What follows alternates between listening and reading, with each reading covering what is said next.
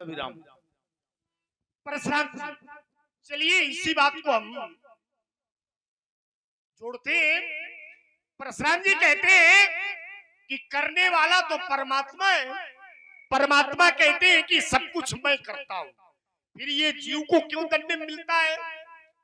तो जीव के दंड के मिलने का कारण ये है, जिस समय जीव कर्म करता है तो उस कर्म को अपने द्वारा किया हुआ मान लेता है, अपने आप को कर्ता मान लेता है, और जो कर्ता होगा वही भोगता होगा। जैसे कर्म तीन तरह के होते हैं, कर्म के भेद, अवान्तर भेद। कर्मणो ह्यापि बोधव्यम बोधव्यम च विकर्मणः अकर्मणश्च बोधव्यम कहनो कर्मणा गति। कर्म, अकर्म और विकर्म। अकर्म उसे कहते हैं जो करते हुए भी अपने आप को कर्ता न माना जाए, अहंकार न हो। विकर्म जो पाप कर्म होते हैं, और कर्म, कर्म उसे कहते हैं जिसमें कर्तापन का भान बना रहे। तो महाराज, करते हुए भी जो अकर्म की स्थिति है, तो उस व्यक्ति को करते हुए भी दंड नहीं प्राप्त होता, जो अपने आप को अकर्ता मानता है। अहंकार विमूढ़ात्मा कर्ता हमिति मन्यते। जो अहंकार से विमूढ़ित मनुष्य है वो अपने आप को कर्ता मानता है, पर जो साधु है, महापुरुष है, अहंकार शून्य है, वो अपने आप को कर्ता नहीं मानता। अब आइए जरा जनक जी की चर्चा चली थी, तो परशुराम जी ने कहा कि राम जी को जनक जी ने कहा कि ब्रह्म है, तो विश्वामित्र जी ने बताया कि ये सबको प्रिय है और महाराज दशरथ के पुत्र है। तो इसमें जनक जी भ्रमित हो गए, मगर ऐसा नहीं है। थोड़ा और आगे पढ़ो आप। सुनहु नाथ कह मुदित विदेहु ब्रह्म जीव इव सहज सनेहु। जनक कह रहे हैं कि महाराज इन दोनों बालकों को देख के ऐसा लगता है मानो ब्रह्म और जीव के बीच में किस तरह से प्रेम होता है, ऐसे लक्ष्मण का और राम जी का प्रेम है। तो महाराज फिर से उसी बात को दर्शा रहे हैं कि ब्रह्म जीव इव सहज सनेहु। तो ये बात प्रमाणित होती है कि जनक जी ने उस बात को मान लिया था कि ये वो है जिनकी तलाश में मैं हूं। पहली बात। दूसरी बात, आप कहते हैं कि जिस समय धनुष नहीं टूटा तो उस समय जनक कह रहे थे कि कुंवारी कुंवारी रहे का करूं। अब तो कुंवारी रह जाएगी पुत्री, अब मैं क्या करूं? तो भैया, सबको अपना प्रत्येक कर्म करना चाहिए जो अच्छा कर्म है, पर अच्छे कर्म को करने में भी जब सफलता न मिले तो ये सोच लेना चाहिए कि जितना हमारा प्रयत्न था हमने कर लिया, अब कार्य पूरा नहीं हुआ तो अब मैं क्या करूं? क्योंकि मेरी जितनी क्षमता थी उतना कार्य मैंने कर दिया, अब फल नहीं मिला तो मैं क्या करूं?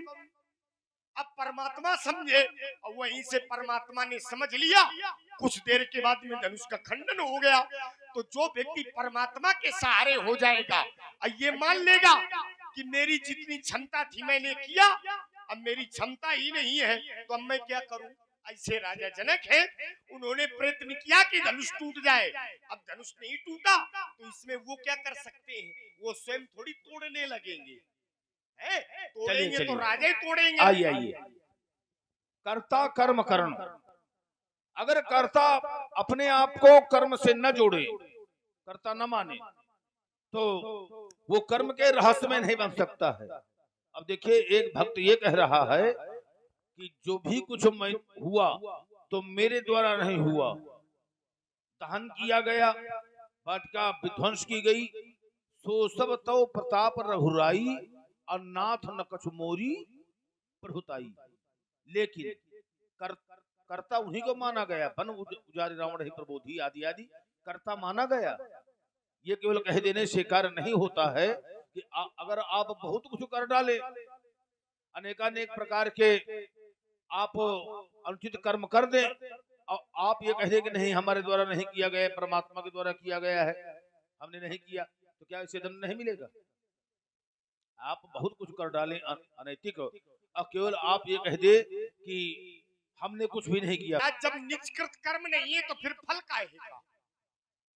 जब कोई निजकृत कर्म नहीं है, जैसे हम कोई कर्म करते हैं और ये माने कि राम कर रहे हैं और हमारी स्वयं की कोई इच्छा ना हो, तो हम अपराधी हो ही नहीं सकते, हम अपराध की ओर जा ही नहीं सकते।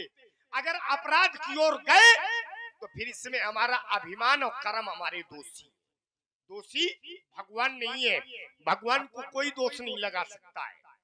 अब आइए एक बात और, हमने कहा कि जिस समय जनक जी ने राम जी को देखा तो ये समझ लिया कि ये परमात्मा है, क्योंकि जनक जी के लिए संकेत आता है बंधु परिजन सहित विदेहु अजाहि राम पद गूढ़ सनेहु।